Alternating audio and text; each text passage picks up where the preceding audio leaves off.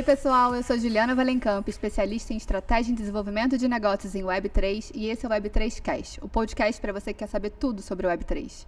E hoje estamos aqui com a nossa playlist Expert, que é uma playlist mais aprofundada, para ir um pouco mais fundo nos temas de Web3, mas nós também temos a playlist Learning para você que está começando, então eu te convido a assinar o nosso canal, dar o like, ativar o sininho e acompanhar nossos bate-papos. E hoje com convidados especiais, estou aqui com Ivan Pereira, VP da Educar e da MindLab. Exato. Muito bem-vindo, Ivan. Obrigada pela presença. Sempre um prazer. E hoje também estamos com Rodrigo Cadiano, CPO da MubUp, empresa de software que recentemente também está desenvolvendo diversas aplicações em DeFi. Rodrigo, bem-vindo. Obrigado pelo convite, prazer. E vamos falar bastante sobre DeFi. E a gente também está com o Gabriel Sedismonde, né? Presença ilustre diretamente de fora. Obrigada, Gabriel. O Gabriel tem mais de 16 anos de experiência em administração de portfólios para clientes de high net worth individual e também fundos de investimento. E recentemente com bastante experiência em cripto, DeFi e desenvolvimento de tecnologias em blockchain. Gabriel, bem-vindo. Eu que agradeço. Muito obrigado. E hoje vamos falar sobre DeFi, Decentralized Finance, serviços financeiros descentralizados, sem autoridades centrais e descentralizados. E para começar essa discussão, né, Rodrigo, eu queria te perguntar como que você entrou nesse mercado, como é que foi a sua jornada e qual foi esse momento, né, que você de fato olhou para a tecnologia e quis, né, se incluir no meio. Bom, eu estou no mercado de software desde 2008, né? Mas foi em 2020 que eu fiz um intensivo no MIT de blockchain e me apaixonei pela tecnologia. Desde então a gente fez um spin-off da MobUp e tem criado novos produtos voltados ao mercado de DeFi e tokenização. E Gabriel, como é que foi o seu momento, né? Como é que foi a sua entrada nesse mercado? Você ainda mais que tem essa experiência, né, tão robusta em produtos financeiros tradicionais. Exato. Eu acho que o meu início na tecnologia foi quando eu percebi que essa tecnologia como um todo vai acabar afetando o mercado financeiro como um todo. Não é uma coisa separada. É uma tecnologia que veio para integrar, uma tecnologia que veio para avançar e, de certa maneira, todo o mercado financeiro vai ter que ter um certo conhecimento, uma certa evolução para esse lado. Então, eu acredito que todo tipo de profissional do mercado financeiro tem que ter, no mínimo, um pouco de conhecimento disso, pelo menos como um instrumento de diversificação dentro das carteiras, ou, eventualmente, para ter um portfólio ou um fundo dedicado a esse tipo de ativo, porque ele veio para somar e veio para modificar bastante o nosso universo. Bem legal. Então, vamos começar do começo, né? Até para a nossa audiência, né, acompanhar a gente.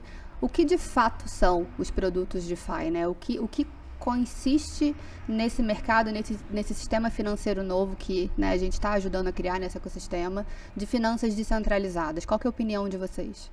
Eu entendo que DeFi são serviços financeiros que já existem, porém a gente consegue compartilhar parte do rendimento com outros usuários, né? O que hoje só fica com o status quo, né, de grandes produtos financeiros, com o DeFi permite com que outros usuários participem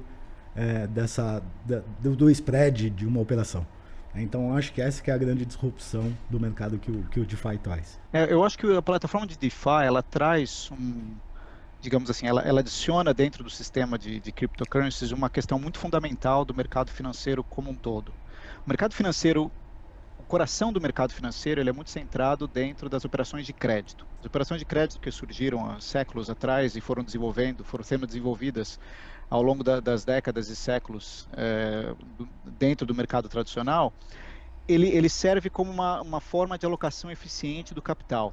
E isso é importante dentro do sistema de cryptocurrencies também. Então, a gente precisa que o capital se mova de uma certa maneira de alguns usuários para outros de acordo com a utilidade.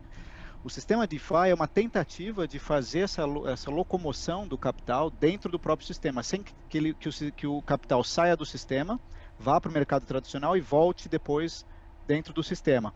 Então, se você tem operações de crédito, ou pelo menos a possibilidade de fazer operações de crédito dentro do sistema, essa locomoção do capital começa a ser desenvolvida. E eu acho que é isso que o DeFi se concentra.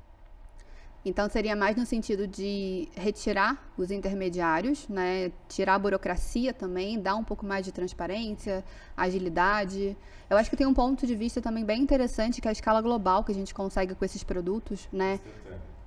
Instantâneo, exatamente. A gente tem hoje, ainda mais quando a gente mexe com serviço financeiro, né?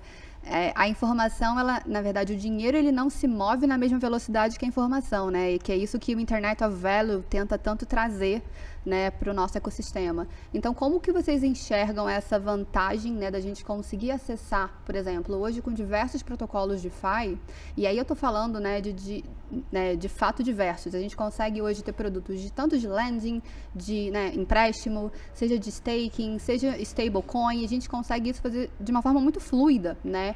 Então, como que vocês veem pelo menos o sistema tradicional, né, pivotando para a DeFi? Quais são as vantagens que o sistema tradicional, por exemplo, esses mesmos produtos, só que no mercado, né, financeiro normal, transitando, né, e evoluindo para dentro de DeFi? Eu vejo da seguinte forma, né? Hoje, do jeito que está o DeFi, as grandes instituições não vão conseguir entrar. Por quê? Porque o DeFi ele não tem o KYC. Né? Você não conhece o usuário e além disso tem um problema muito grande que é a custódia do usuário, né? Quanto mais liberdade, mais responsabilidade. Eu não sei se hoje o usuário está acostumado a ter a custódia dos seus bens. Então, eu acho que nós vamos passar por um momento de transição, né? Hoje nós temos o TradeFi, que são as finanças tradicionais, nós temos o DeFi, que é a finança descentralizada, e eu acredito num modelo de BlockFi. Né? BlockFi tem um nome de uma empresa, porém é um conceito, que são soluções financeiras que rodam através da blockchain. Tá? E essas soluções requerem o quê? Know Your Customer e uma custódia mais simples para o usuário. Então, acho que a gente está nessa fase de transição, onde nós teremos muitos protocolos que rodam, são centralizados, requerem KYC e conseguem também particionar valores como faz o DeFi. Eu acredito. Mas com os ativos sob custódia da empresa, por exemplo. Então, porque o usuário não está acostumado, né? A hora que o usuário perder a chave do MetaMask, ele vai ligar para quem? Não tem o saque para ligar. Não tem o saque, né? Então, quanto mais liberdade, mais responsabilidade. Eu acho que o usuário ainda não está nesse nível, mas provavelmente nós vamos chegar em um curto, médio prazo, né? Um médio prazo, eu diria. Legal. Quanto mais você traz pessoas, vamos dizer assim, quanto maior a democratização do acesso, de você trazer pessoas que não necessariamente têm conhecimento, são investidores profissionais, mais você está dando responsabilidade para uma pessoa que não necessariamente tem o entendimento. Quando você vai investir de maneira comum em um venture capital ou qualquer coisa, tem uma série de processos que você tem que passar. É só você tentar transferir dinheiro da sua conta internacional para outra empresa. Você vê a quantidade de documento que você tem que entregar, o quanto demora para você conseguir fazer essa operação. Quando a gente está falando de Web3, é instantâneo. E se por um acaso você errou um dígito do que estava lá, você queimou o dinheiro todo que você ia transferir e paciência. Não tem um saque para ligar, não tem ninguém para reclamar. Não tem ouvidoria. Mas o que eu acho que eu entendo esse lado. Eu acho que a gente vai seguir por um caminho possivelmente assim, mas eu não tenho certeza se isso é necessariamente bom. Eu acho que vai facilitar muito o crescimento do DeFi. Porque KYC e Know Your Customer e Anti-Money Laundering Laws, toda essa parte de AML, isso é um problema muito sério para crescer e para institucionais poderem entrar, né, Gabriel? Você que tem mais conhecimento disso, você deve ver todas essas coisas maravilhosas que dão retornos incríveis, que todos os fundos soberanos falam, a gente deveria poder colocar dinheiro ali, mas não tem KYC, não tem Anti-Money Laundering, então eles não podem colocar por causa dos covenants deles. Claro. Acho que o importante é que todos esses mecanismos que existem no mercado tradicional financeiro, toda essa questão do KYC, a documentação, ou quanto você tem que declarar para um governo, como que os reguladores eles estão em torno de todas as operações, eles são muito importantes no momento em que tem um problema, no momento em que as coisas dão errado, digamos assim. Quando as coisas estão indo bem, quando não tem nenhum problema, quando os preços estão subindo, ou quando todo mundo tem lucro, ninguém se preocupa muito com isso, né? Essa preocupação é só quando as coisas dão errado, e acho que é isso que o mercado do DeFi, o mundo de DeFi, de cryptocurrencies, ainda está tentando encontrar o seu próprio mecanismo, porque é o que a gente já viu recentemente, principalmente, a gente viu que muitas coisas podem dar errado, coisas saem do controle, coisas precisam ser testadas, e a gente não tem ainda um mecanismo, um arcabouço, digamos, burocrático para ir atrás de alguma coisa que aconteceu errado. O sistema está se reinventando, está criando mecanismos de defesa próprios dentro do próprio sistema, mas ainda é muito novo. Então, acho que concordando com o que o Rodrigo falou, o usuário não tem ainda essa capacidade de tomar esse tipo de risco. Ele não tem a capacidade de resolver o problema quando o problema for aparecer. Então, o usuário só vai entrar quando tudo está dando certo. Se der a mínima coisa errada, ele vai querer sair, ele vai querer falar com alguém, ele vai querer procurar um subterfúgio. Isso não tem ainda. A gente está em estágios ainda muito incipientes da tecnologia, que a gente ainda não tem esse mecanismo próprio de proteção quando as coisas não dão totalmente certas, né? Mas deixa eu fazer uma pergunta. Falando de proteção, a gente está falando da proteção para quando as coisas dão errado, no sentido de, por exemplo, as catástrofes que a gente está vendo recentemente, que colocaram aí nossos ativos em preços tão agradáveis. Mas até escorre uma lágrima. Mas no caso também será que não é importante a gente olhar para quando as coisas dão errado, no sentido de, por exemplo, Afeganistão ou um plano Collor, que é uma coisa muito mais real? Quando você tem os ativos na sua própria custódia, ninguém pode tirar eles de você. Agora, quando a gente está olhando para uma situação centralizada, a qualquer hora isso é o famoso not your keys, not your coins. Então, você acha que Claro. Hoje a gente está escolhendo entre o maior de dois maus. Será que uma hora a gente vai conseguir convergir nisso? E você acha que isso é um problema de fato? Você ficar com seus ativos expostos à regulamentação governamental, esse tipo de coisa? Claro. Eu acho que a gente pode dividir essa preocupação em duas partes. Uma coisa que você está falando, acho que em relação a problemas muito extremos, problemas em que você tem geopolítica envolvida, quando você tem política ou quando você tem bancos centrais envolvendo, e eventualmente todos esses mecanismos de um governo ou de uma centralização pode causar um problema muito maior na sociedade, um problema muito grande na economia, e talvez a gente queira se proteger desse caso extremo, né? Mas vamos separar um pouquinho o caso do extremo, em que essas coisas realmente são exageradas e realmente prejudicam a sociedade. Vamos falar no caso um pouquinho mais básico. Problemas recorrentes, problemas corriqueiros, problemas que acontecem na sociedade muito mais frequentes. Por exemplo, problema de crédito. Problema de crédito acontece todo dia. Alguém não tem o dinheiro para pagar e você precisa, eventualmente, correr atrás daquilo. Os bancos fazem isso todos os dias. Todos os dias eles têm os modelos de risco, eles conversam com os clientes, tentam entender o que está acontecendo e tentam remodelar toda a sua base operacional para poder embarcar nesse problema, né? Então, tem problemas de crédito que são recorrentes. Você precisa de uma certa documentação, você precisa de um certo arcabouço legal também para você poder ir atrás da pessoa, você precisa corrigir esses pequenos problemas que acontecem durante o dia a dia. Pode ter um problema de fraude, pode ter um problema de alguma pessoa que mente, uma pessoa que faz um contrato e depois não honra. Sabe, pequenos problemas que você vai ter cotidianamente entre empreendedores, entre negociadores, entre advogados, entre todas as pessoas, que a gente tem todo esse sistema da sociedade para tentar consertar, para tentar ajudar a sociedade a resolver os problemas e ir na direção correta, né? O sistema de blockchain, o sistema completamente descentralizado, não tem esses mecanismos, pelo menos não no seu core, né? Os mecanismos estão sendo criados agora, novos mecanismos, completamente diferentes. Como é que você pode ir atrás de uma pessoa que agiu erradamente? Como é que você protege um protocolo de um ataque hacker? Como é que você protege um protocolo de alguém que roubou um dinheiro? Esse tipo de coisa ainda está sendo desenvolvida. É isso que eu quero dizer, talvez aí separando no que eu falei inicialmente, no segundo problema, no problema corriqueiro da sociedade, que são problemas normais do dia a dia.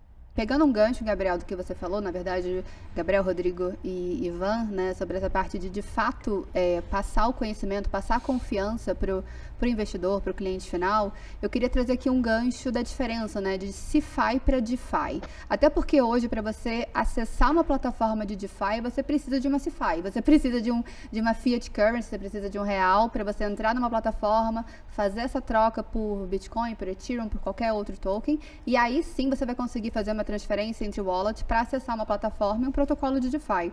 Como é que vocês veem essa transição, né? Eu acho que tanto do ponto de vista de varejo, como, né, pessoas querendo acessar essa tecnologia, como institucional. Bom, eu vou puxar a sardinha. A gente já desenvolveu um gateway que permite que o usuário conecte sua wallet sem entrar numa corretora centralizada e compre a sua coin pagando com Pix ou cartão de crédito. Então, quer dizer, eu acho que cada vez mais soluções desse sentido, de o X invisível, foi um termo até que eu ouvi aqui no podcast, eu achei incrível, vão surgir. Então, cada vez mais você consegue tirar dar para o usuário mais autonomia para que ele consiga entrar nos protocolos de DeFi. Né? Mas é um problema. Né? A gente precisa educar o usuário para que ele consiga ter controle das suas próprias criptos, né? E não perca elas. E que se sinta seguro fazendo isso, né? Se sinta seguro com a própria wallet, se sinta seguro fazendo um trade, porque tem muita plataforma que é extremamente complexa, principalmente de DeFi. Né? Assim, se você entrega por exemplo, vou dar um exemplo, se eu entrego para minha mãe, para ela tentar comprar um Ethereum, fazer um staking de Ethereum. Não, só comprar um Ethereum, fácil, assim, se eu não entregar para ela ou a solução da MobiUp ou uma Loop Pay, se eu só falar, encontra aí, esquece. Porque para você entrar em qualquer exchange demora, tem processos, KYC, não é uma coisa tão trivial. Quanto tempo vocês gastaram para fazer o primeiro saque na carteira? Né? A gente desenvolveu o ItsRamp baseado nisso. A gente viu que o usuário perde pelo menos 2 meses de vida, né, para fazer o primeiro saque. Por quê? Porque ele tem receio da rede que ele vai sacar. Como você disse, se ele sacar errado, ele perde as suas moedas. Queimou. Então, baseado nisso que nós desenvolvemos o ItsRamp. E eu acredito piamente que cada vez mais virão soluções DeFi com esse tipo de facilidade de uso. Mas aí até nesse ponto, vamos lá. Porque a gente tá falando um pouco de como que é em DeFi, mas se você vai entrar numa corretora normal, por exemplo, eu sou cliente da XP, quando você vai entrar na XP, tem alguém te guiando. E várias vezes ele vai falar coisas para você que, assim, se você realmente não entende do assunto, eu penso na persona da minha mãe. Quando chega o cara da XP e manda para ela, esses são os investimentos que são ótimos para você poder investir. Eu fico imaginando ela olhando, só olhando a porcentagem e falando quando que esse dinheiro está disponível, se eu precisar, qual que é o tempo de liquidez. E é isso, game over. Não sabe se é um CRA, CRI, DREP, o que for, uma debenture, nada. Não importa. Qual que é o tempo, qual que é a liquidez e efetivamente qual que é o retorno esperado disso. Aí você vai entrar, mas eu vou investir em ações. Aí começa a entrar, porque, de novo, renda variável tem um motivo dela ser chamada de variável. Staking, todas as coisas que a gente está falando, por mais que sejam um pouquinho mais previsíveis, ainda é renda variável, tem seus riscos.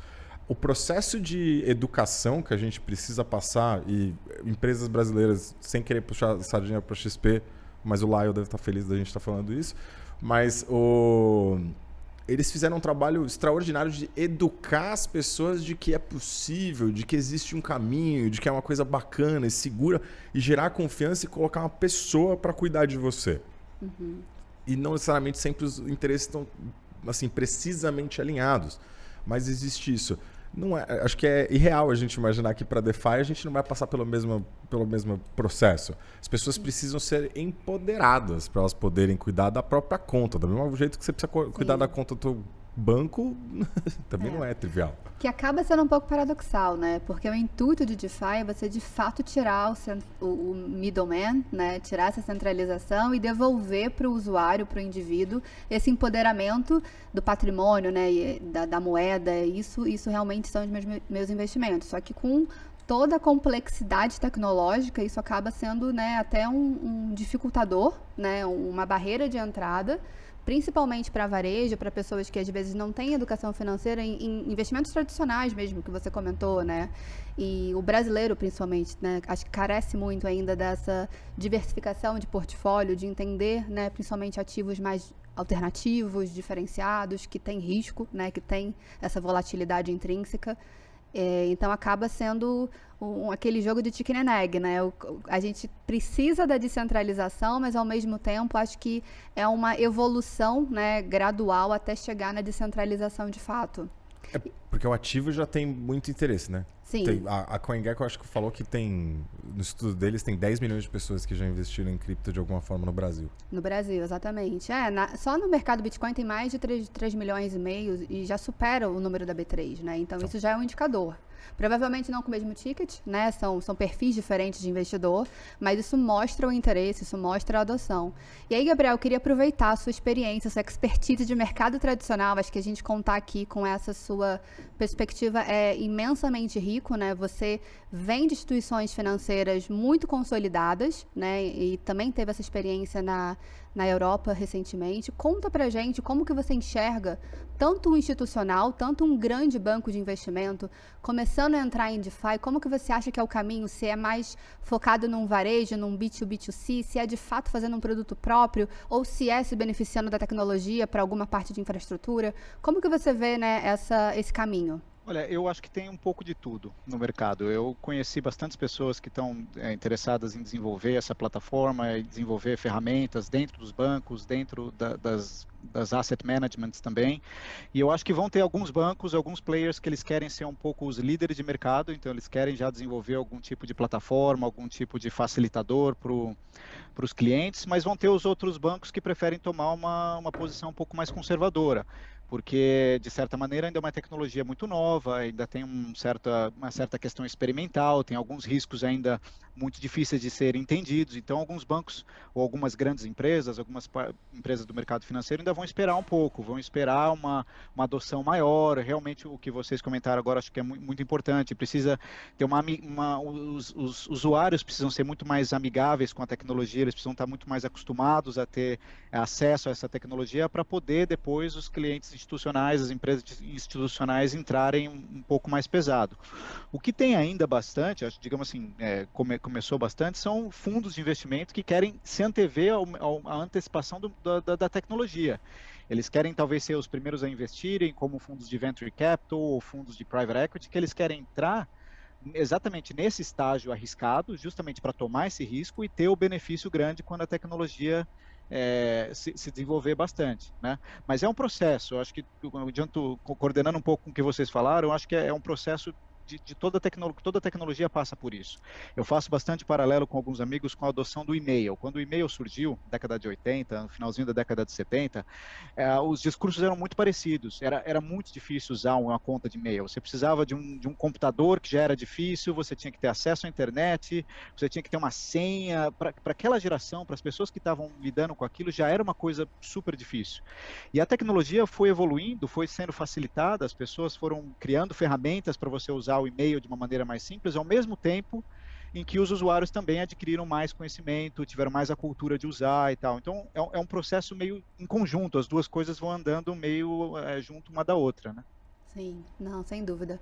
E uma provocação, né? Agora falando um pouquinho de exchange, eu quero a opinião de vocês. CeFi ou DeFi? Eu prefiro ainda CeFi. Pelo menos para exchange, eu acho que o processo é um pouco mais simples e vai facilitar a adoção, né? DeFi, o processo de DeFi em exchange é muito complicado ainda para o usuário, no meu ponto de vista. Gabriel, o que você acha? Olha, eu acho que tem espaço para os dois, sinceramente. Eu acho que como administrando um portfólio, eu acho que você tem que ter um pouco dos dois, porque os dois têm, digamos, benefícios diferentes. Quando você vai compor um portfólio com diversos tokens, diversas moedas, eu acho que o DeFi oferece alguns instrumentos muito interessantes de rebalanceamento do seu portfólio. Talvez a gente fale um pouquinho mais para frente da questão do impermanent loss e como é que funciona, das piscinas de liquidez. Acho que eu esteja me avançando um pouquinho, a gente vai falar um pouco disso, mas essas ferramentas todas elas ajudam e compõem a gestão de um portfólio. Mas eu acho que é interessante você também ter um pedaço do seu portfólio em exposição dentro das CeFis, porque elas oferecem outro tipo de oportunidade. Algumas delas oferecem também rendimento sobre as moedas que você tem lá dentro, tem a capacidade de você mudar de uma moeda pela outra sem passar por uma bridge, por exemplo, de você poder transitar entre diferentes blockchains muito mais fácil. Então, tem a sua vantagem de ter exposição a CeFis dentro do seu portfólio. Legal. Fala. DeFi. Mas muito mais pela questão tecnológica e pelo que é possível. Eu óbvio, sou meio que sempre tô nessa questão de power para as pessoas, assim, da gente dar a custódia para as pessoas serem donas não só dos seus próprios recursos, mas também dos seus próprios dados e quanto mais isso. Eu entendo todo o lado da centralização de como que vai ser importante, principalmente para DeFi crescer. DeFi só vai crescer quando a gente tiver institucionais grandes. Porque, vamos lá, o mercado todo de capitais, ele não é feito para varejo. Bom ponto. Ele é para institucionais, é lá que tá o dinheiro. É. A gente fala, mas o Bitcoin tem um market cap, quando tava tudo ainda para cima, a gente tava lá, o Bitcoin tem um market cap de mais de 1 tri. E quantos fundos soberanos tem mais de 1 tri sobre under management? Não é só um, são alguns. Isso não, então, no final do dia, falar que o Ethereum tem 200, 300 bilhões de market cap, tá bom. O SoftBank tem mais do que isso, under management. Imaginar que, quando a gente está falando desse tipo de coisa, o Ethereum, eu tenho a visão assim, quando falam, mas o que é o Ethereum? Então, eu falo, quando você compra um ETH, você está comprando um pedacinho do www do próximo que vai ter. É isso. É onde tudo vai ser construído, na minha visão. Óbvio que eu posso estar errado, pode não ser o ETH, pode ser o Cardano, pode ser qualquer outro, mas enfim. Not financial advice. Mas sempre vamos fazer o disclosure. Mas eu acho que o DeFi ele entrega o poder para as pessoas. Quando a gente olha para o usuário no final do dia, essa é a melhor posição para ele, dele ter segurança e ter os próprios ativos e ninguém poder tirar isso dele e ele não ficar toda hora de... não, mas você fez aquilo, aí você tem que pagar isso, e tem que acontecer isso. E não necessariamente ele está sabendo o que está acontecendo. E mesmo que acontece dentro das centralized exchanges, muitas vezes você falou do negócio de bridges. Porque você consegue transitar de blockchain para blockchain sem precisar. Você recebe a ilusão de que você transferiu de blockchain para blockchain, porque eles só falam, tipo, o dinheiro que você tinha... que estava nesse lugar, agora não. A gente está falando que você é dono desse aqui. A gente não está movendo os recursos. É você, o seu ownership dentro da ledger da própria exchange que está mudando, né? Essa é a verdade. É uma conta gráfica dentro da exchange. É isso. Mas a visão que eu tenho aqui ainda sobre não ser tão adepto 100% ao DeFi, claro, eu sou também apaixonado pela descentralização, mas eu tenho uma visão de builder aqui. Claro. Né? Então, a questão do builder, a gente se preocupa com o usuário. Né? A gente sabe que no final do dia o nosso saque vai bombar porque cadê minhas moedas? O que eu fiz aqui? Então, é essa visão que eu estou tentando passar. Né? Sim, que ainda, sim. e eu concordo plenamente, Ivan, que o DeFi só vai crescer se o CeFi crescer. Né? Então, acho que esse período que a gente está nesse momento é que requer um pouquinho mais de educação para o usuário, para daí sim a gente migrar para o DeFi. Mas eu acho incrível a questão da divisão de spread que o DeFi traz. Né? Então, quer dizer, quantas possibilidades de produtos financeiros serão criados e com todos podendo participar. Eu acho que isso que é incrível. Com certeza. E aí também tem, acho que outro ponto, que em DeFi, pelo menos a minha sensibilidade é que ela é muito maior em DeFi do que em CeFi, né? Que é a comunidade. A construção dos canais da comunidade, do Discord, né, enfim, todas essas plataformas, Twitter é muito forte para cripto, né? Então, como que isso é importante hoje para você conseguir construir os ecossistemas para que a comunidade acabe passando a confiança, né, para o novo cliente? Porque pelo menos eu sou uma, quando eu estou muito curiosa sobre um projeto novo, quando eu nunca ouvi falar, eu vou lá no Google, eu vou ver se tem alguma comunidade, se tem alguma discussão sobre, se tem alguém no Twitter falando sobre, obviamente que depois eu faço o meu julgamento de valor ali em cima daquilo, mas hoje eu me baseio na comunidade para ter algumas tomadas de decisões, porque eu enxergo dentro da comunidade role models, né? Pessoas que ou são muito early adopters ou têm mais conhecimento tecnológico do que eu, porque DeFi de fato mexe muito mais com tecnologia, né? Com blockchain do que CeFi. É o que você disse, CeFi é uma conta gráfica muitas vezes, né? A gente não tem nem visibilidade do que está ali por trás. DeFi já não. Então, como que vocês enxergam hoje esse engajamento e a necessidade de você ter uma comunidade em volta dos projetos? As comunidades são muito fortes, mas eu vou colocar um outro contraponto aqui. Vocês viram, eu não sei qual o protocolo da Solana, que tinha uma Solend. Qual que foi? Solend. Que teve a comunidade que quis derrubar uma baleia.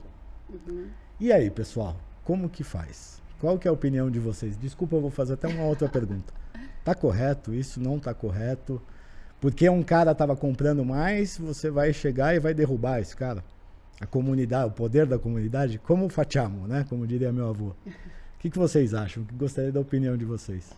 Vai lá, Gabriel. Bom, eu na verdade, eu acho que eu vou concordar mais do que discordar com o Rodrigo, porque eu apesar de eu achar que, claro, o poder da comunidade é muito importante, nós estamos aqui realmente para fortalecer a comunidade, para trocar ideia, para realmente viver em comunidade, né? Então, acho que com certeza o valor é muito importante, mas eu acho que a gente tem que ter muito cuidado, porque quando a gente de novo, puxando um pouquinho sardinha para o mercado tradicional. Quando você vai para um banco, quando você vai para uma asset management, em tese, você está lá, você tem a confiança, porque ali são os melhores profissionais que já foram selecionados, já passaram por um teste, já têm uma experiência, então eles sabem do que eles estão falando. Então você vai falar com um cara do banco, você sabe que é um cara profissional do banco, você não está falando com um banquinho pequeno que acabou de abrir, que você mal conhece a pessoa. Então você tem uma questão de confiança muito maior. Quando você abre isso para a comunidade, em que todo mundo tem uma opinião, todo mundo tem algum tipo de direção para qual você pode seguir, isso pode acarretar em alguns problemas.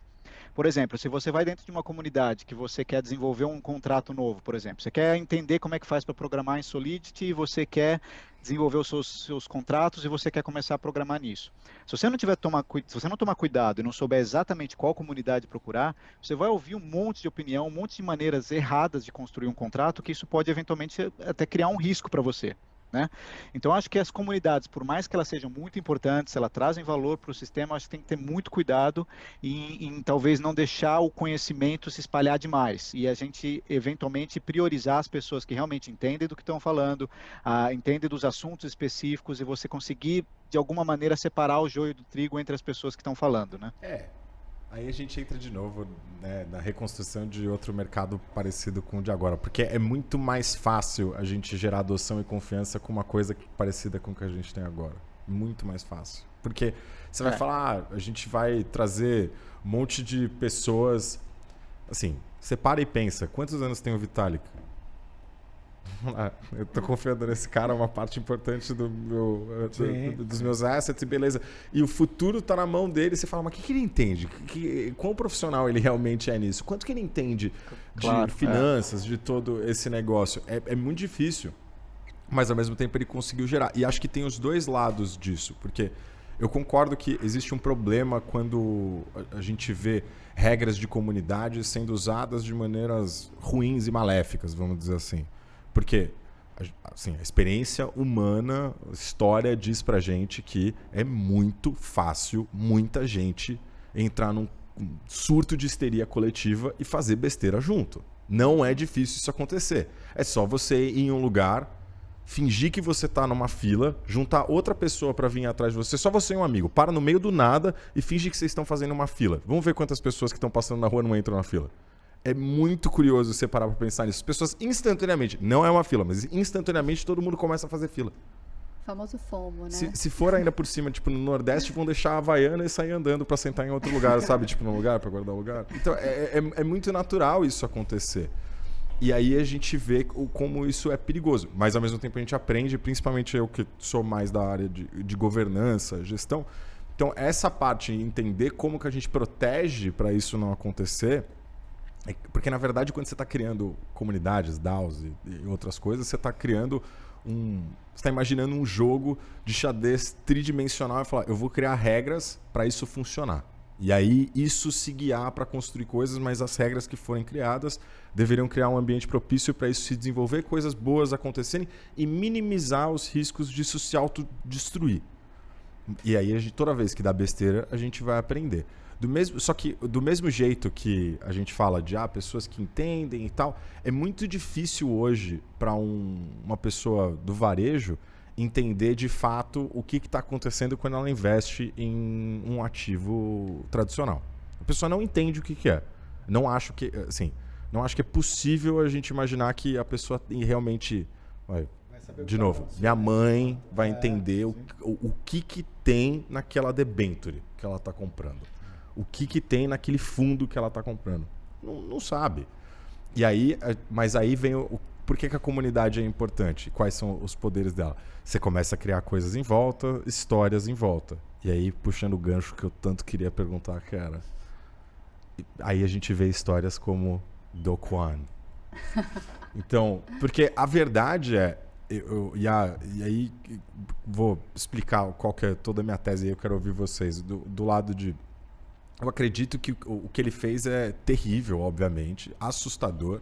Imaginar que, por ser meio que uma pessoa meio carismática e tal, ter uma comunidade online, ele conseguir mover as pessoas, juntar pessoas, primeiros que acreditaram em isso crescer na velocidade que cresceu e principalmente porque juntou muita gente com a possibilidade de ganhar muito dinheiro, porque o Anchor estava pagando uma rentabilidade surreal.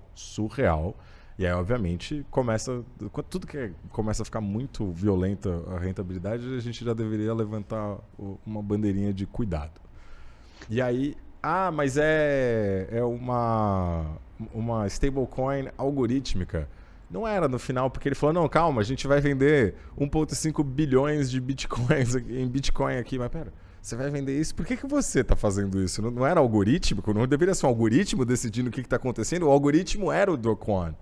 E aí isso cria esse ambiente, tudo que aconteceu, e principalmente a credibilidade acaba porque você não consegue olhar o que é, da mesma maneira a cripto. Cripto cria a possibilidade de a gente fazer auditorias mais fáceis, mas mesmo assim também não é trivial a gente conseguir fazer auditoria disso uma pessoa normal. Conseguir auditar um smart contract e entender de fato o que está acontecendo ali. Mas então, Luna, né, o ecossistema Luna Terra foi o primeiro. E agora a gente vê outros, Three Arrows, Celsius e tantos outros começando a ruírem. E eu tenho a sensação de que isso pode ser o catalisador para a gente entrar no momento onde a regulação chega. Por quê? Não existe motivo para o regulatório realmente se mover, principalmente nos Estados Unidos, se não tiver um fato relevante o suficiente para ele ter que atacar no sentido de estamos protegendo a nação. Porque se não estamos só tirando sua liberdade. Nos Estados Unidos isso é muito mal visto. E querendo ou não, é lá que a regulação vai ser criada, o Paragon, que vai ser usado para o mundo inteiro. Então, eles agora, eu vejo o governo começando a se mexer um pouco, a regulação começando a sair e apareceu agora um... Não é um ETF. Mas saiu um produto financeiro para você shortear Bitcoin agora, na bolsa americana. E a gente está vendo o Tether começando a ser shorteado, rolarem ataques nele. E o Tether é justamente a stablecoin que não tem jurisdição nos Estados Unidos, não tem auditoria aberta, é a esquisita, vamos dizer assim. Foi bem controversa, né? Então, ainda é, pelo jeito. Então, o que vocês acham? Primeiro, assim, separando em duas perguntas. O que vocês acham no sentido de ser possível você criar coisas desse tipo, que não tem que respeitar nenhum tipo de regulação, que nem a Tether, por exemplo? Segundo, vocês acham que isso é estopim para a regulação aparecer agora? E isso pode ser finalmente como os institucionais chegam? Eu acho que não tem como, sinceramente, o sistema inteiro crescer e ter uma adoção realmente no nível que a gente quer sem regulação. Eu acho que não vai acontecer. Isso vai ser sempre uma tecnologia de nicho em que uma pequena quantidade de pessoas vai usar entre elas e aquilo vai ficar só naquilo se não tiver realmente uma regulação, se não tiver a presença dos governos, se não tiverem mecanismos que de certa maneira aumentem a transparência ou de alguma maneira conectem o sistema com a vida tradicional, digamos assim. Então, é inevitável que isso aconteça. O máximo que a gente pode torcer, ou talvez trabalhar junto, e acho que isso é muito importante, esse trabalho de educação, esse trabalho de informação que a gente faz é muito importante, justamente para aparecer reguladores, ou deputados, ou pessoas que criam leis, que seja, de certa maneira, um pouco mais amigável, coisas que a gente quer que aconteça. Por exemplo, a gente não quer que tenha dinheiro sujo dentro do sistema. A gente sabe que acontece, a gente sabe que tem e a gente não quer que tenha. Então, se tiver algum tipo de mecanismo que proteja, pelo menos de certa maneira, que isso aconteça, é bom para todo mundo. Todo mundo tem mais confiança, todo mundo tem mais transparência e, eventualmente, esse dinheiro institucional entra, né? Outra coisa, a gente não quer que tenha muitos ataques hackers. A gente sabe que sempre vai ter pessoas interessadas em atacar o sistema. A gente quer que esse sistema seja protegido por isso, ou pelo menos quando aconteça, que a gente tenha alguma maneira de monitorar e rastrear esse tipo de ataque e, eventualmente, até entrar dentro da lei contra a pessoa, né? Isso é benéfico para todo mundo. Então a gente quer que o sistema seja estável, seguro, transparente e é muito difícil acontecer isso se não tiver um órgão, um organismo que esteja olhando. Agora, só para complementar, esse órgão não precisa necessariamente vir do governo. Não precisa ser uma coisa totalmente centralizada. Isso pode vir da gente mesmo. A gente pode ter mecanismos regulatórios dentro do sistema que acopla dentro do sistema e produz esse tipo de informação. As próprias auditorias que já existem hoje já ajudam nesse certo sentido. Elas ajudam a adquirir confiança no sistema, de dar mais transparência. Então, eu acho que existem instrumentos dentro do próprio sistema como se fosse uma autorregulação que já vai ajudar bastante. Já vai ajudar bastante, eventualmente, os governantes ou os institucionais olharem a tecnologia de uma maneira muito mais amigável, né? Até nesse ponto que você falou da transparência, acho que essa é a beleza de cripto, né? É tudo transparente. A gente pode não entender o que está ali, mas transparente Mas é. a transação tá lá. A gente precisa transformar em inteligível, né? Traduzir isso, talvez. E aí que está a oportunidade. E eu achei muito bom o que você falou no sentido de a gente pode guiar isso. Porque da mesma maneira que no Brasil a gente tem... Quando o governo vê uma possibilidade da iniciativa privada resolver um problema dele, ele cria uma sociedade de propósito específico, tipo uma PPP. Isso é uma PPP para ele poder resolver um problema da sociedade em conjunto com o setor privado. Não tem porquê que isso não possa ser feito dessa maneira. Claro. Porque está no interesse de quem efetivamente está no sistema, de quem está dentro de Web3, cripto, de falar, não, beleza, vamos ser o mais transparente possível e resolver os problemas que a gente tem e mostrar para o governo como que a gente consegue regular e estar próximo disso, né? Eu posso dar um exemplo que acontece aqui em Londres também, já existe uma discussão muito grande a respeito da taxação de cryptocurrencies, né? Como é que isso vai ser taxado, tem várias variáveis e como é que isso vai mudar. Existem já pelo menos 3 plataformas que eu conheço que já são muito avançadas em justamente produzir um relatório que vai dar exatamente o seu resultado, quanto você ganhou e, eventualmente, se o governo quiser cobrar imposto sobre aquilo, já está preparado. Então, não é mais um black box para o governo, ele não olha aquilo mais como eu não sei nem como cobrar. Não, eu já tenho a plataforma, faz o report, agora vamos negociar, vamos discutir exatamente quanto que vai ser cobrado, quanto que é justo, o que quer que seja, mas pelo menos a informação você tem, já estou produzindo para você. Então já é uma ferramenta, uma coisa que já está surgindo dentro do próprio sistema para realmente trazer as pessoas ou a parte interessada da sociedade fora do sistema, trazer para dentro, né? Na plataforma da Ledger tem uma dessas, inclusive, que você olha lá e tipo, para você diminuir o quanto você paga de impostos em cripto e tal. A Wave, né, o protocolo de empréstimo Wave, está investindo fortemente na questão da regulação, né? Em como passar os dados para os governantes, enfim, porque ela quer um investimento institucional. É exatamente isso que você falou. Enquanto não tiver esse meio termo, essas plataformas não vão conseguir decolar. E a Wave já está trabalhando muito forte nisso. Não, com certeza. E essa parte do regulador, né? Principalmente com stablecoin, ele é muito interessante, né? Stablecoin é uma das aplicações de DeFi. Hoje, né, por incrível que pareça, o regulador brasileiro ele está muito avançado, ele está muito friendly com o assunto, né? Inclusive tem uma sandbox de real digital. A gente já tem algumas também stablecoins brasileiras, né? Mas de fato tem muita desconfiança, principalmente depois de Luna, no passado Tether e agora, né, retornando eventualmente.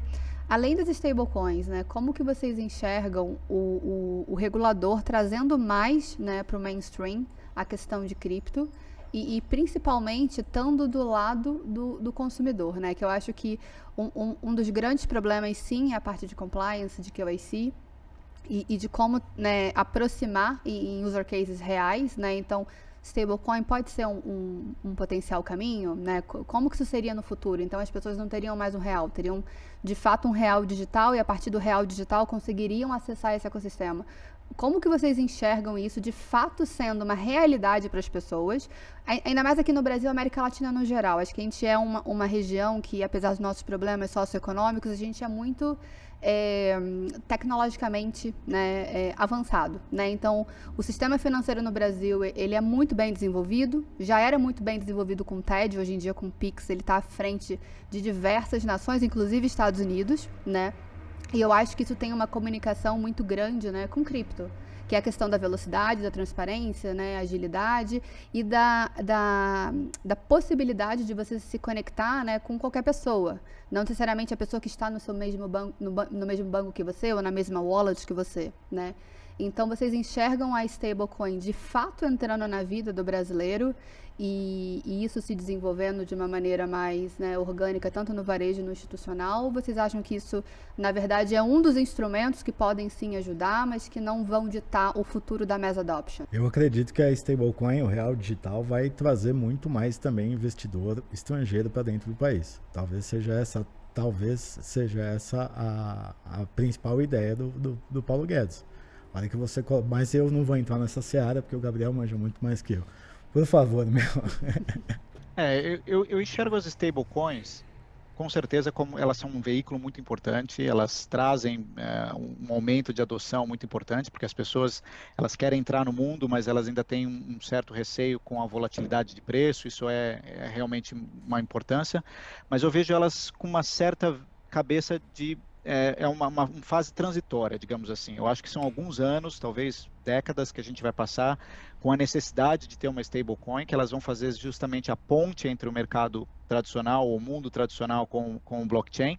Mas eu acredito que aos poucos, principalmente com o que a gente está discutindo com educação e com entendimento melhor da plataforma, as pessoas não vão precisar necessariamente desse instrumento e elas vão simplesmente se adaptar ou elas vão ter a cabeça de investir em algum veículo descentralizado, por alguma cabeça, por alguma ideia que elas têm.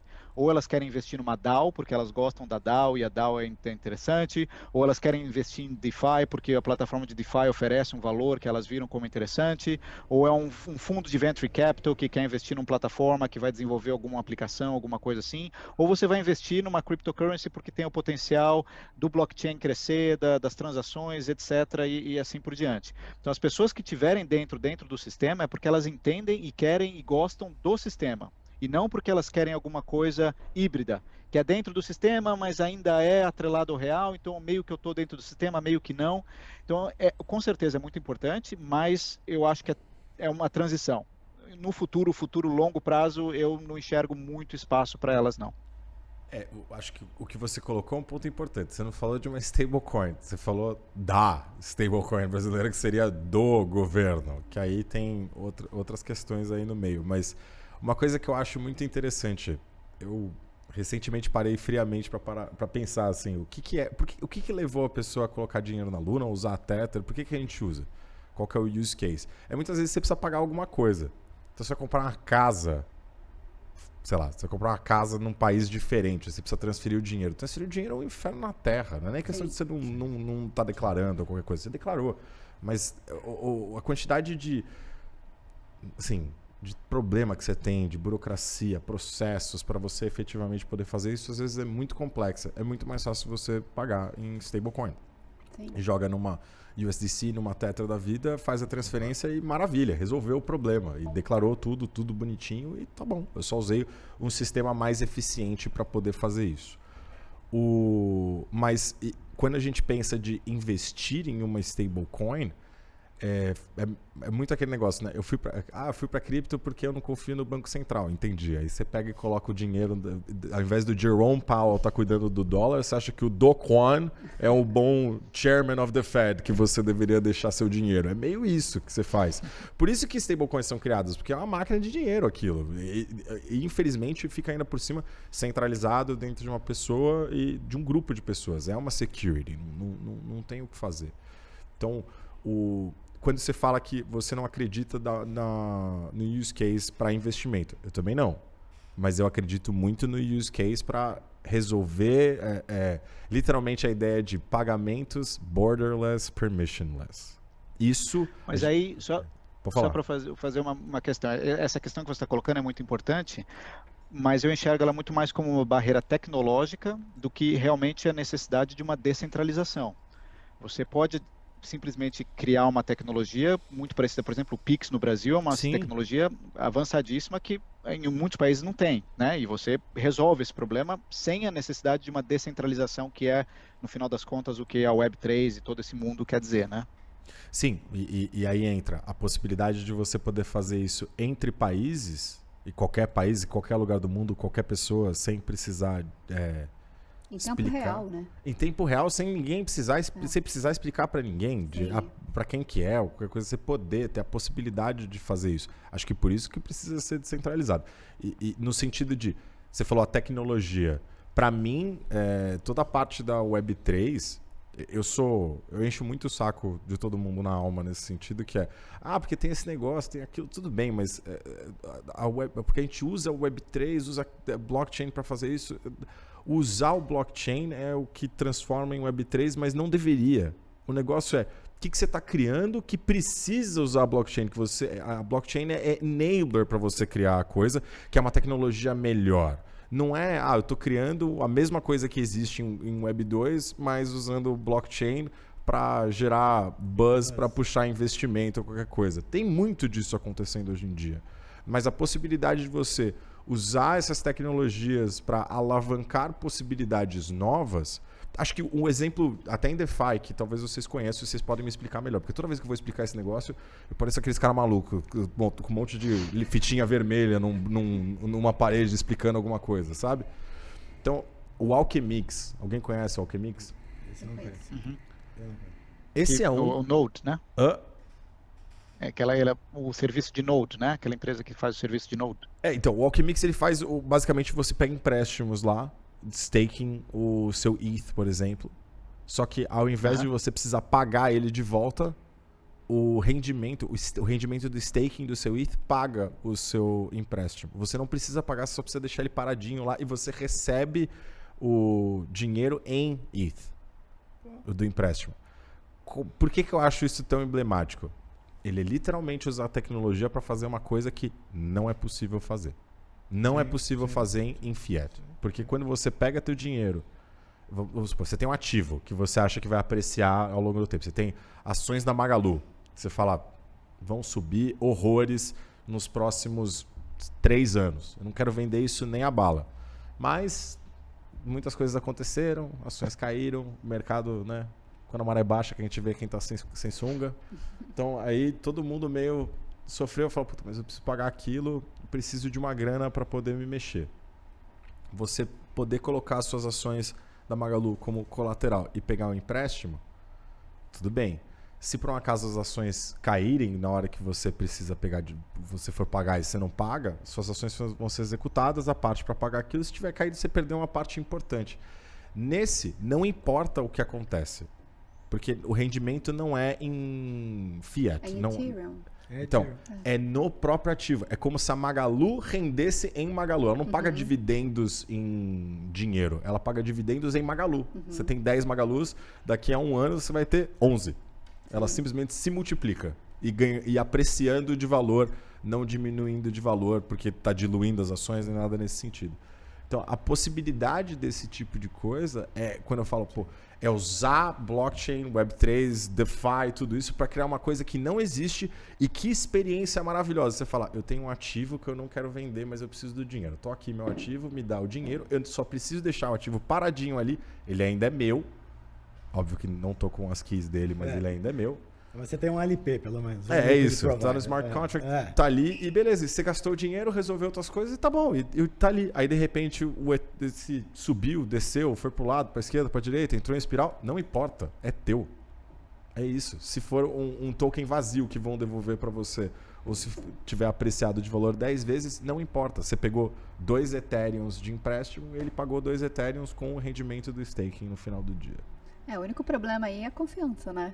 Exato, você tem porque que confiar na rede. Então, esse é o principal problema. Porque eu fui olhar aquilo e falei, meu Deus do céu, certeza que tem alguma coisa muito esquisita acontecendo aqui no meio. Tá muito boa a promessa, né? A premissa da blockchain é a relação de confiança, né? Sim. Então a gente vai ter que apostar para ver e esperar que o protocolo cumpra o que foi prometido, né? Ver se o smart contract cumpra o que foi prometido. Sim. Isso aí. Que aí entra o que o Gabriel estava falando, que é... Então a gente... É esse tipo de atitude que a gente tem de... Vamos colocar e vamos ver o que acontece. É muito quando você está mexendo na tecnologia pela primeira vez, fala, esse joguinho dos cavalinhos bonitos que você coloca e aparentemente dá rendimento, vamos comprar e ver o que acontece. Tipo, considera que você perdeu o dinheiro, mas de repente volta. Aí volta, você fica feliz, conta pros amigos, as coisas acontecem.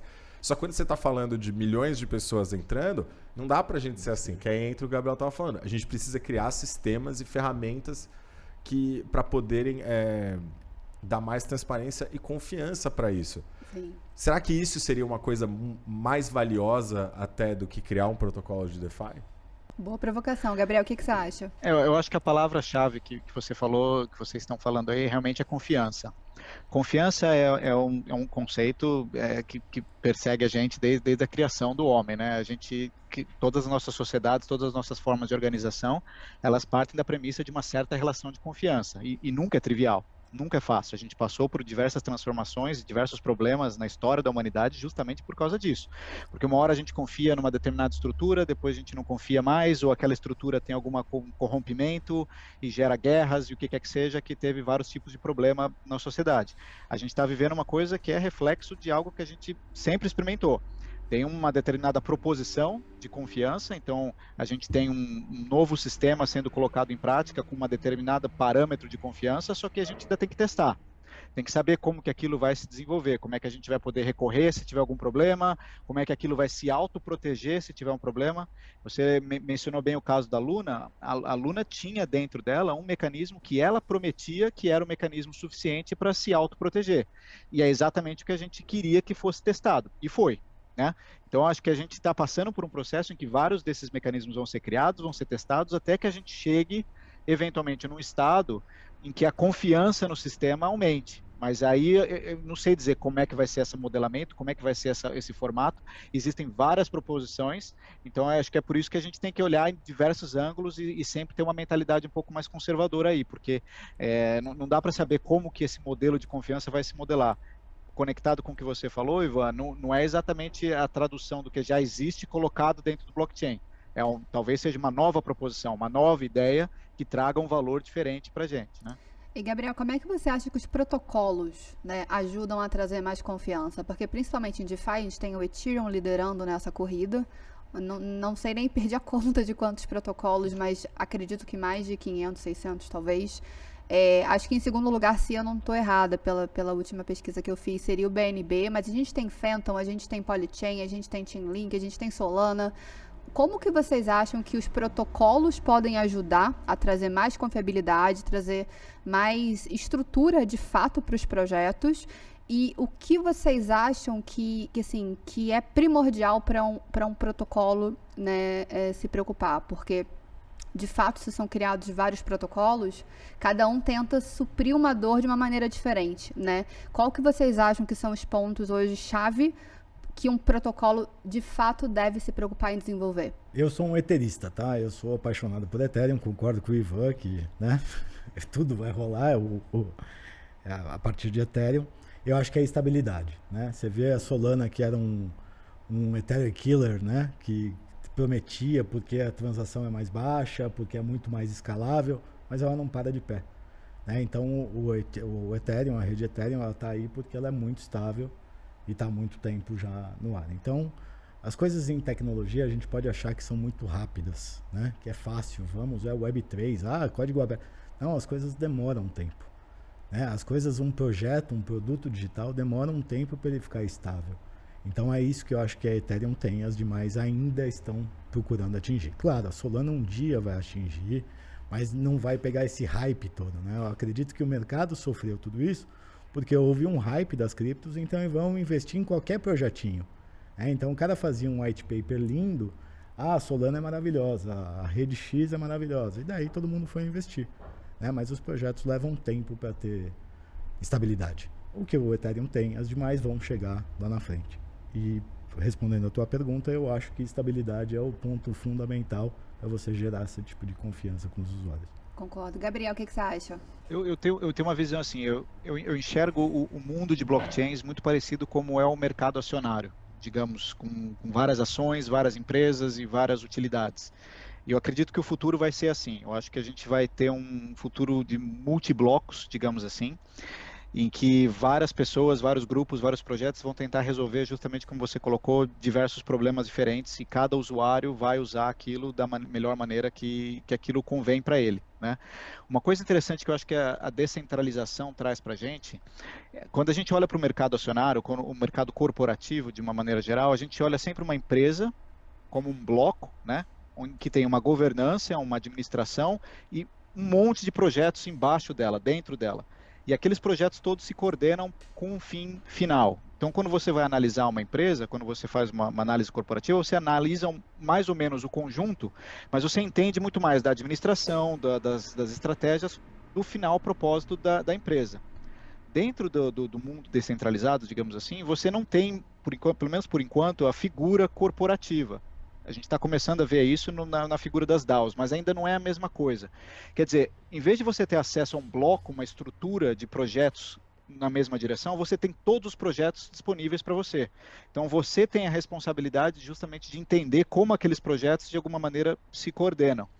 Então, eu acredito que a gente ainda está nesse estágio, nessa fase do desenvolvimento, também muito parecido com o que o Rodrigo falou, numa fase muito inicial, na fase em que a gente tem só os projetos, a gente tem todos os building blocks, todos os pequenos pedacinhos dentro da estrutura, e cada um desses blockchains talvez seja um desses pedacinhos, e a consolidação deles eu acho que vai acontecer, mas não totalitária, ainda vai existir blocos grandes de coisas com finalidades muito semelhantes, né? Acho que ninguém aqui é maximalista, nem Ethereum, nem Bitcoin, então tá tudo bem. A gente pode falar que vão surgir várias. Porque eu também acho que cada uma resolve um problema, acho que esse é o mais importante. Mas, de novo, falando do usuário, acho que é um pouco do ponto que a gente falou no começo da educação. Porque para e imagina que você pode investir em qualquer um desses projetos hoje, sem guia, sem um caminho, sem nada, para entrar, você fala, por onde que eu entro? E aí, conectando com um produto que eu acho que é muito interessante e vai alinhado um pouco com a minha visão do que eu acho que a gente deveria ter. A Ledger, para mim, ela tem um projeto muito interessante porque ela tem a intenção de ser não de ser uma hard wallet, mas a hard wallet é o ponto de entrada para ela poder se tornar uma XP. Porque lá você tem a plataforma para você aprender, para você fazer staking, que ela traz todos os serviços, todos os protocolos que funcionam, tem o cartão de crédito em cima das suas criptos e todas as outras coisas, mas ainda sob custódia sua, as coisas. Então, eu vejo que, primeiro, a gente está com certeza bem no começo. Eu sempre uso esse número, a Ju não aguenta mais ouvir que eu falo isso, mas quando a gente fala do Ethereum, porque a sensação que sempre, principalmente nesse tipo de ambiente que a gente tá com um monte de gente que eu olho e falo, meu Deus, eu até mandei pra Ju, sabe aquele meme que o Garibaldo tá numa reunião, todo mundo de terno e gravata e tá ele lá no meio todo amarelo, eu me sinto assim, que eu falo, meu, eu não sei nada, esses caras manjam horrores, estão nessa faz tempo, faz tempo que eu tô aprendendo, mas eu sinto que eu não sei nada, a gente tá sempre com essa sensação de a gente tá atrasado, já passou tanta coisa, já aconteceu, o Ethereum já subiu, já desceu, agora já não vai subir mais, eu acho que eu perdi, o Bitcoin não vou ganhar 100 vezes, 1000 vezes em cima do que eu investi. Mas quando eu peguei esse número, eu falei, ok, agora eu tenho certeza que a gente tá muito no começo, toda vez que eu me vejo ficando ansioso, eu lembro desse número. Vocês conhecem o Roblox? A plataforma de jogos de criança que... Já ouvi falar, nunca interagi, mas já nem vi. eu, mas é tipo um metaverso da vida, tipo um Minecraft da vida pra criança. E aí tem creators dentro do ecossistema que criam coisinhas lá dentro, tipo joguinhos e coisas do jogo, tipo roupinhas e coisas desse tipo. Tem 354 mil desenvolvedores mensais no Roblox. 354 mil desenvolvedores mensais no Roblox. Ativos. Quantos vocês acham que tem no Ethereum? Eu já sei essa resposta. Por isso que eu falei, eu não aguenta mais ouvir falando disso. No Ethereum? No Ethereum, inteiro. Mensais. Eu deveria saber, mas não sei não. Eu ia chutar 100 mil. 4 mil. Tá muito... É muito pouco. Imaginava, pô, é que nem a gente tá falando, perdi a conta de quantos protocolos de DeFi tem, tipo, 600. Imagina você, Gabriel, tendo que olhar e falar, eu só posso escolher entre 600 produtos financeiros. 600 produtos financeiros não é nada. A gente está muito no começo ainda e a gente está meio que nesse momento do velho oeste que eu falo. Você está desviando das balas e tomando flechada. Então, na hora que a gente tiver esses processos e a gente tem, acho que projetos como esses, que nem o da Ledger, de poder ser esse lugar um pouco mais seguro, que dá essa experiência mais fluida para o usuário, acho que a questão do UX transparente é fundamental, cada vez mais fica fácil para você comprar, stake, mexer. A propaganda da Ledger no Instagram é tipo, stake your soul, para você fazer staking de Solana, e é só tipo pouquinhos cliques, você tá lá e tá na tua hard wallet ainda. A maneira que ela faz o teu onboarding em cripto para você ter lá a sua frase de segurança, suas 24 palavras que ela usa, esse tipo de coisa. E esconda, não papel, tira foto. né? Coloque na geladeira. Mas assim, a Ledger, você vê, né? Quanto tempo ela está no mercado? É o que eu falo, né? Alguns projetos entram no hype, eles são muito novos, fazem uma página bonita, entram no hype da comunidade e todo mundo acredita. Né? Esse é o grande problema. A Ledger já é uma, né, instituição completamente consolidada no mercado cripto. E mesmo assim ainda dá problema. E mesmo assim. Que a minha Ledger veio com um problema na bateria, eu já falei com eles para resolver isso, ainda vai rolar. Eu já tive problema com a Ledger também. Aí vocês imaginam que já veio, um parênteses, já veio gente me pedir projeto em Cardano. Daí eu falei, cara, a gente não tem nem desenvolvedor em Ethereum, você quer em Cardano? Porque Cardano é uma outra tecnologia. Sim. Enfim. E a vida de builder, né, o que você falou, eu também não sei. Cada dia é uma iniciativa nova que surge, as pessoas mandam e gera essa ansiedade, né, essa loucura total de, cara, eu tô atrasado. Mas não, as coisas levam tempo mesmo. Em tecnologia elas levam tempo, né? E a pergunta que não quer calar. Gabriel, você já programa em Solidity? Porque eu acho que os engenheiros financeiros estão nessa. Daqui a pouco eles estão desenvolvendo tudo. É de cabo a rabo construir um produto financeiro sozinho, sem precisar passar por um banco nem nada. Cara, depende do que você define como saber programar. Sim, se você consegue fazer uma linha, 2 linhas, eu posso dizer que sim, mas eu estou absolutamente longe de poder fazer alguma coisa standalone. Eu tento descobrir um pouco justamente para poder entender os outros códigos. Eu jamais tenho a pretensão de fazer o meu, mas eu quero entender um pouco se eu tiver a capacidade de ler as nuances, porque você precisa entender os riscos, você precisa entender o que está acontecendo. Quando tiver um merge do Ethereum, quando tiver um novo upgrade, você tem que entender mais ou menos o que está acontecendo na programação. Então, acho que esse é meu foco, mas não programar sozinho, com certeza. Mas você sabe, Ivan, que tem advogados já desenvolvendo smart contracts, né? Você tem curso proprietário para advogados. Então, assim, quer dizer, o desenvolvimento vai para outras mãos também, né? E o Solidity é uma linguagem que não é tão difícil, né? Ela é fácil, então ela vai conseguir trazer outros skills de profissionais para dentro da rede, que é fascinante, né? Sim, não, isso é muito legal, claro. Que acaba que a tecnologia, né, principalmente blockchain, ela se complementa com diversos setores, né, como você disse. A gente tem a parte de desenvolvimento, tem a parte de governança, que aí entra, né, bastante os advogados, as pessoas que de fato entendem as leis para proteger, né, sejam as comunidades, as instituições, as pessoas. Tem as pessoas de gestão, né, de business, de estratégia, de produtos. Então acaba que um só ecossistema, né, assim, consolida, né, muita gente e transforma de fato os produtos e a forma como a gente está enxergando tanto a interação, né, das soluções com as pessoas, como das instituições com as soluções com as pessoas. Então é um efeito bem interessante de acompanhar.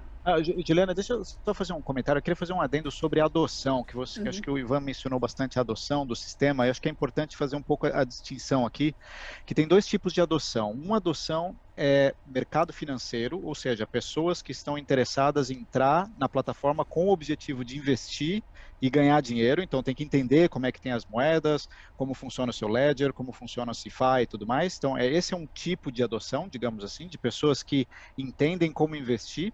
Mas tem um outro tipo de adoção que eu acho que é muito mais importante, e várias plataformas estão focadas nessa segunda parte, que é a adoção da maneira de criar uma utilidade dentro do sistema. São usuários usando o sistema com uma finalidade outra que investir. Sim.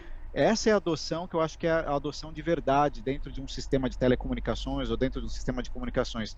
Não as pessoas que entram com o intuito só de ganhar dinheiro, porque senão o sistema ele acaba tendo um fim em si mesmo. Então as pessoas entram para ganhar dinheiro e ganham dinheiro para ficar lá dentro e fica naquela coisa sem muita utilidade, né? Então é importante que a gente foque em projetos e entenda vários projetos que querem criar utilidade de verdade, coisas que realmente criam uma riqueza para as pessoas, né?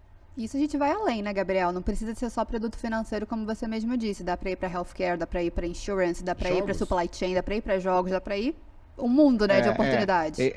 Esse é o valor real da tecnologia que eu acho que é importante mapear, né? Que é fantástico. Pra você ter ideia, Gabriel, a gente está desenvolvendo uma tokenização de crédito ambiental, né? De crédito de lixo reciclável, reciclagem reversa. Porque hoje o que acontece? Hoje a indústria, cada 1 tonelada que ela coloca na rua, ela tem que devolver 25,5% em crédito reciclado. Porém, as cooperativas só recebem, a cada R$1.000 que a indústria coloca, as cooperativas só recebem 25% desse dinheiro. Então, quer dizer, olha quanto intermediário na cadeia que está ganhando grana. E quem faz o trabalho de fato não está. Então, o que nós fizemos? A cada nota fiscal que uma empresa, que uma cooperativa faz a reciclagem, a gente tokeniza e a indústria compra essa nota direta. Então, quer dizer, ela compra esse crédito direto através da plataforma e o dinheiro chega em 99%, 98% na mão de quem realmente trabalha. Então, essas coisas são maravilhosas e essa é a lindeza, a beleza da tecnologia. Não, vai comprar um crédito de carbono. Você passa por 7 pessoas, advogado, não sei o que, é um inferno na terra. E você fala, pô, eu só queria comprar um crédito de carbono porque eu peguei um avião e eu li lá a Gol me xingando porque eu tô voando e tal. Eu falei, pô, vou comprar o crédito de carbono. Aí a Gol agora, R$3,75 você pode comprar crédito, neutralizar a sua viagem, créditos de carbono. Esse tipo de coisa vai se tornar cada vez mais comum. Tem toda essa agenda do ESG, derivados em volta. E isso, se você pensar, é a mesma coisa. O perrengue para uma empresa fazer esse tipo de coisa. Que é o erro, eu reciclo isso, não é? O Eu Reciclo é um concorrente da nossa plataforma. Então, porque eles fazem isso para você ter que fazer o offset, mas provavelmente deve ser ruim para, assim, deve ter um monte de questões para a empresa poder comprar. Sim. Imagina como mais fácil é de, não, pera, eu entro aqui com a carteira, a wallet da empresa, eu comprei e queimo ele, só preciso fazer o burning e beleza, resolvi, e você poder fazer isso de uma maneira que esteja válida no mundo real. Porque esse é o difícil, né? A gente conseguir fazer as coisas que estão em Web3 transgredirem para o mundo real e ter utilidade real na nossa vida. Essa é sempre a coisa que eu bato muito na tecla de que problema que a gente está resolvendo, que por um acaso a gente usa Web3, mas se usar Web3, Web1, o que for. Web5. Exato, porque agora, né, Jack Dorsey. Claro, isso é muito importante, esse foco mesmo. É que nem os jogos. Vocês já jogaram Pegasus? Não. Deus me livre. Eu vi eu falei... Não, porque eu vi aqueles unicórnios lindos, Pegasus. Nossa, bonito, deve ser legal. Não, jogo é chato. Assim, eu olhei e falei, nossa, não quero jogar isso. Mas, não, por que você tá fazendo isso? Só porque dá pra ganhar dinheiro. Quando você faz um jogo, o objetivo tem que ser, pô, as pessoas querem passar tempo jogando e usá-lo. E se por um acaso a minha atenção e se eu sou bom, eu tô sendo remunerado porque eu consigo alguma coisa que é minha, coisas desse tipo, pô, aí faz sentido. Eu raramente jogo, mas de vez em quando eu jogo alguma coisa. Inclusive fiz a maravilhosidade de comprar um Play 5, Fortnite, fui jogar com a minha namorada. E, pô, imagina se tipo o Fortnite, as coisas fossem NFTs e você efetivamente ganhasse dinheiro em volta disso. Porque o jogo é legal, você quer jogar. Você passa tempo lá e se perde até no tempo nessas coisas. Agora, entrar num negócio que parece um cassino do computador, aí não funciona. É a mesma coisa. A gente precisa de coisas que tenham utilidade reais na nossa vida e aí que por um acaso alavanquem a tecnologia. Concordo. Claro, a gente tem que focar nisso, claro, a gente tem que procurar essas utilidades, mas a gente também não pode esquecer que toda tecnologia, e assim como o mundo científico como um todo, muitas vezes surge e eles avançam sem necessariamente ter o problema ou ter exatamente a aplicação daquilo, né? A gente começou com vários avanços científicos justamente porque era possível fazer aquilo, os cientistas vão lá, desenvolvem uma coisa, uma teoria, uma ideia, um produto completamente novo e aos poucos a gente vai adquirindo utilidade para aquilo, né? É um processo meio de diálogo entre a sociedade e a tecnologia, e alguma parte da tecnologia sobrevive, a outra não, e aquilo vai se adaptando e vai evoluindo e vai se moldando, né? Então eu não tenho tanto medo de coisas que são feias a princípio, elas podem ser feias e não ter tanta utilidade, mas eventualmente a gente usa aquilo ou parte daquilo para uma própria etapa, né? É o processo, com certeza. Isso. Gente, para fechar esse papo de DeFi que está super interessante, né? Eu particularmente gosto muito do tema. Queria perguntar a visão de vocês, né? Então vamos começar com o Gabriel. Gabriel, qual que é a sua visão pessoal, agnóstica, de longo prazo desse mercado de DeFi e tokenização? Bom, eu acho que assim, a gente está passando por um momento realmente muito difícil, mas eu acho um momento realmente muito importante. Eu acho que os próximos 6 meses ou 12 meses que seja, vai ser um momento de bastante desafio, principalmente para quem estiver dentro desse sistema, porque vai haver outros desafios. Acho que o mundo inteiro está passando por uma fase de transição muito grande. Não é só o sistema de blockchain, mas eu acho que a macroeconomia do mundo está passando por um sistema transitório, na minha opinião. A próxima década vai ser muito diferente da década anterior. Então, eu acho que é muito importante a gente focar agora, nesse momento, em coisas que vão agregar valor real no futuro. Eu acho que essa tecnologia, DeFi, descentralização, são coisas que vão agregar com certeza. Não exatamente dos moldes que estão agora, acho que tem muita coisa para ser transformada, muita coisa para ser melhorada, para resolver muitos problemas que existem. E eu acho que tem muita gente muito boa focada em justamente isso. Então, eu acho que agora é o momento de se juntar nos projetos bons, nos projetos que têm valor no futuro, exatamente como o Ethereum. Acho que é um excelente exemplo, uma coisa que realmente tem capacidade de gerar valor para a gente no futuro, porque quando a gente sair dessa fase transitória, que talvez possa demorar ainda mais um ano e meio, não tenho muita certeza, mas quando a gente sair, eu acho que a gente tem uma capacidade gigante de realmente usar essa tecnologia para criar um valor enorme para a sociedade, com várias coisas que foram citadas aqui nessa conversa, mas acho que com muitas coisas ainda a serem criadas. Então, eu acho que é o momento de se juntar e realmente criar coisas com bastante valor para o futuro. É isso, a gente está só no começo. Rodrigo. Porra, concordo plenamente com o Gabriel. Eu acho que a gente está no começo mesmo. Tem muita coisa a ser construída. Eu, como builder, né, eu ouço, eu recebo demanda todo dia, coisas muito interessantes, né? A gente já está falando de lastrear lixo orgânico, né? Quer dizer, incentivar o usuário a levar o seu lixo orgânico. Enfim, a blockchain e a Web3 abrem possibilidades maravilhosas no mundo de DeFi.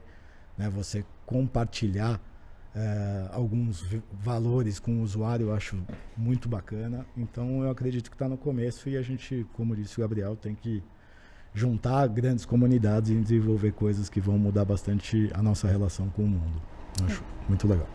Ivan? Bom, eu obviamente acho que é o futuro. Acho que é um caminho sem volta.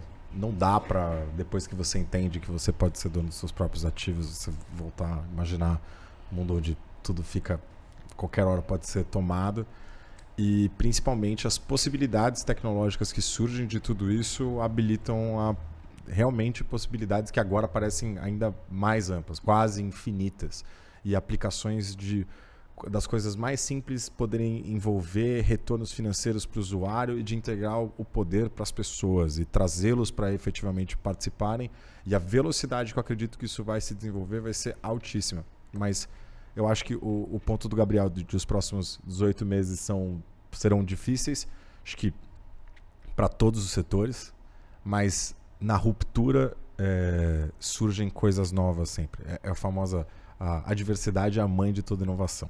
Então, na hora que agora tudo realmente vai ficar esquisito, que muitas coisas boas vão efetivamente emergir, porque vão sobreviver a esse momento, e acho que o fato de tantas coisas ruins estarem causando um impacto tão negativo na vida das pessoas, em tantas pessoas que confiaram e colocaram seu dinheiro, né, hard-earned cash, e perderam tudo, até alguns, nesse tipo de atuação terrível que nem a gente viu do ecossistema da Luna Terra, entre outros. Acho que isso tudo vai mover para a regulação acelerar e efetivamente a gente vai ver... porque quando os institucionais efetivamente entrarem, a solidez se torna real. Porque a volatilidade vai diminuir muito, a chance de tudo ir a zero realmente cai por terra quase. Então cria um ambiente muito mais seguro, e aí a adoção para o usuário, seja via CeFi ou o que for, vai começar a crescer muito. Então acho que é um caminho sem volta. É isso. Gente, Rodrigo, em nome da Alma, queria dar um presente, nosso bonezinho. Obrigado. Gabriel, o seu tá chegando por DHL, aguarde em Londres. Muito obrigado. Depois você manda aí o endereço pra gente que a gente faz chegar. E queria agradecer muito a presença de vocês, Gabriel, Rodrigo, Ivan, por esse bate-papo super interessante sobre o DeFi. Foi muito legal esse espaço, essa conversa entre a gente. Obrigada por trabalharem pelo ecossistema e fazerem de fato, né, as inovações acontecerem. Gente, é isso então. Chegamos ao final de mais um Web3Cast da sessão Expert sobre DeFi hoje, né? Contando com a presença do Rodrigo, do Gabriel e do Ivan. Muito obrigado, gente, pela presença. Queria lembrar vocês de se inscreverem no canal, curtirem nosso vídeo, compartilharem com os amigos também, ativarem o sininho e acompanharem nossos próximos bate-papos. Muito obrigada e até a próxima.